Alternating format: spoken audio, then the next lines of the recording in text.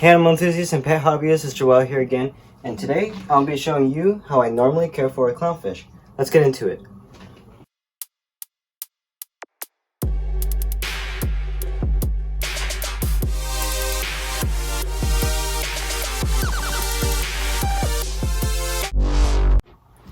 Clownfish are among the most popular marine fish kept in the aquarium hobby, probably thanks to Disney. The average person probably knows them by Nemo, but I call them Amphiprioni. Anyways, today I'm going to be doing an overview specifically on Ocellaris clownfish, because that is what stripe is. If you don't already know, this is stripe. The other most common species are Percula clownfish, which can be distinguished by a few physical characteristics such as the number of dorsal spines and the thickness of their black stripes. Thankfully, most clownfish in the aquarium hobby are captive bred, which is awesome because not only can we protect natural reef environments, they are also much more hardy towards aquarium conditions, making for a great beginner fish. Alright, first I want to go over tank size. So when you first get a clownfish, you want to put into consideration its size. Generally, for a single fully grown adult clownfish at around 3 inches, you're going to want at least 10 to 20 gallons. If you're keeping a pair, I would recommend at least 30 gallons or more.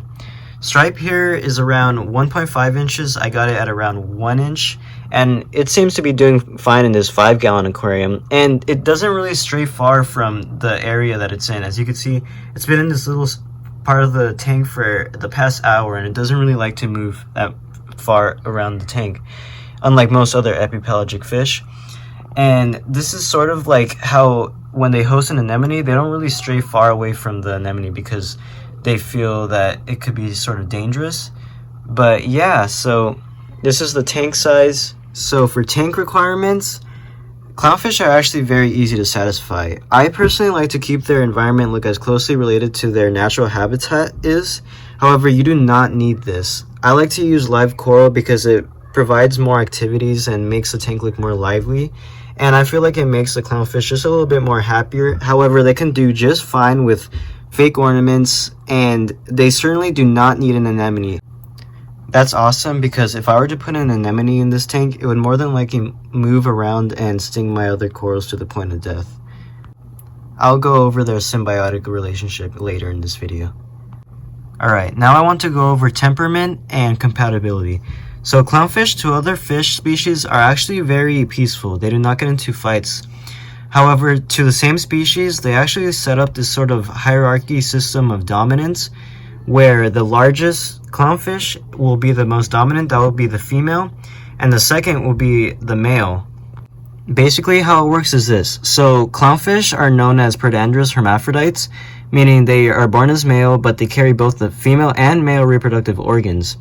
As they grow up in a community, the largest, most dominant fish will mature into a female, and the second will be the breeding male.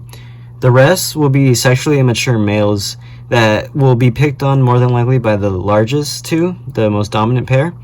And this is pretty much why it's not recommended that you keep more than 2 clownfish at a time, because the rest will start to get picked on and they could get injured. But it is possible to keep more than 2. You just have to raise them together as fry so that they can become more familiar with each other, but it might not always work out. Alright, now I want to go over diet. Clownfish are omnivores, meaning they consume both plants and animals. In this case, the plants will consist mainly of veggies such as algae and seaweed, and the animals will be more like brine shrimp and mysis shrimp. So I like to offer my clownfish a diverse mix of different brands of fish food.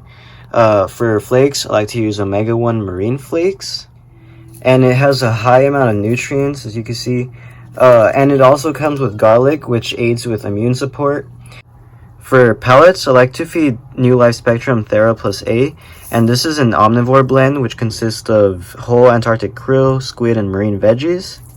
And then for frozen food, I like to provide brine and mysis shrimp. So what I usually do is I put a small amount into a cup, and then I wait for it to thaw and mix it up with a little bit of phytoplankton, and then that adds a little bit of nutrients for them.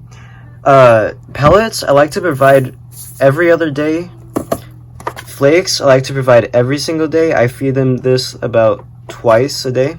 And brine shrimp and mysis shrimp, I give them this about once every 3 days. This is more of a snack that I like to provide them, but it helps stimulate their natural instincts to hunt. Then I have this pellet food. I actually got it at the 99-cent store, so it was really cheap. But I don't really trust it, so I don't feed it to them that often. I fed it once and they ate it, but I just don't really trust it, to be honest. For baby clownfish fry, I would really recommend making a setup to provide live rotifers or zooplankton. And as they age, I would provide them with like this food. It's called Zuplex. This is really old, but they have new forms and more higher nutrients. But yeah, small particulates like zooplankton and phytoplankton. This will be more for the veggie part of the omnivorous diet, and then the meaty part, zooplankton, so that they could eat that and then grow up. But yeah, so this is pretty much what I feed them. You can also feed them like veggie strips. You could try that. I've actually tried giving algae wafers, but because it's more of like a larger pellet type food, Stripe didn't really eat it, so I didn't really use this. Inside the tank, if there are ever copepods or mysis shrimp or amphipods and isopods, your clownfish might try to eat those as well as they view those. So that would provide another part of their diet. Alright, now I want to go over tank parameters. So for temperature, ideally you'd want it to be a little bit more on the higher end, between 75 to 78 degrees, because these guys do come from tropical reef environments. I like to keep the nitrates less than 20 parts per million, around 5 to 10. Nitrites should always be kept at 0, along with ammonia. The pH should be around 8.1 to 8.5. And the salinity should be between 1.021 to 1.026. Mine is usually around 1.023. Because this is such a small tank, I like to do water changes about once every week. However, it really depends on the tank size. Larger tank sizes tend to be more lenient when it comes to fluctuations in water parameter changes. I also use macroalgae to help reduce my nitrates, which allows me to feed more and not have to stress so much about overfeeding.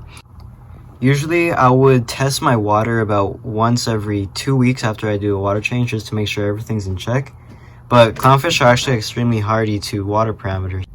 Another thing that some people have had problems with is jumping. So I like to keep a lid on at all times, except for the back, because I need to have my hang-on back filter.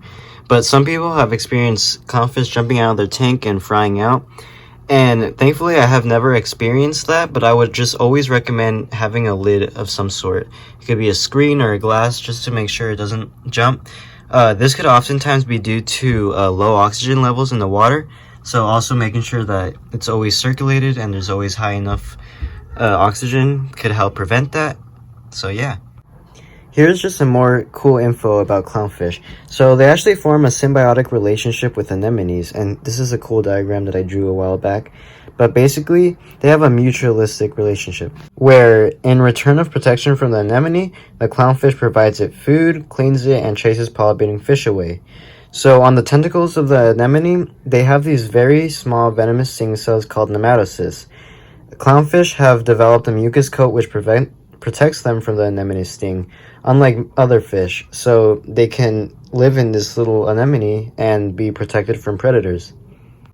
In the wild, their predators consist mainly of larger fish, sharks, eels, and humans. Now, in the home aquarium where we keep captive bred clownfish, anemones really aren't needed because oftentimes they've never even seen one in their lives, and they might not even host it. So that's something to think about.